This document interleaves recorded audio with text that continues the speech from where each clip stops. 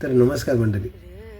आपल्या कोकणातल्या लोककला आणि त्यांचं एकत्रीकरण हे मला मनाला जाम भावतं.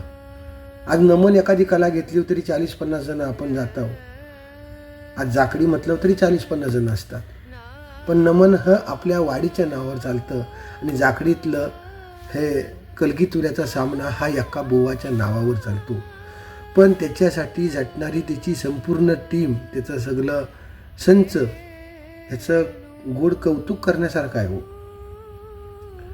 मी परवा योगायोगाने एका मुंबईला वारीला गेलो होतो आणि मला जाम भारी वाटलं की 2 बुवा, त्याच्यामधला आता कलगीतुऱ्याचा सामना, ही आमची कोकणची परंपरा ही आजही जपली जाते. आणि ह्या एका बुवासाठी आज आजूबाजूला 30 ते 40 जणं आपली कला सादर करण्यासाठी झटत आहेत.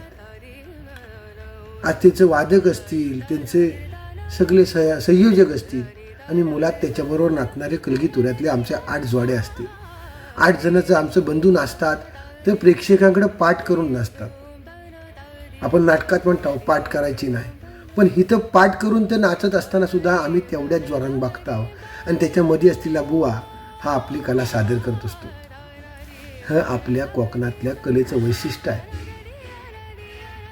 इथं हे ठरवलेलं नाही आहे, ही परंपरा आली आहे आणि ती आपण फक्त सादर करतोय आणि आज पण त्याला लोक एवढी प्रतिसाद देतात. ह्याच्यातच आपल्या कलेचं कौतुक आहे.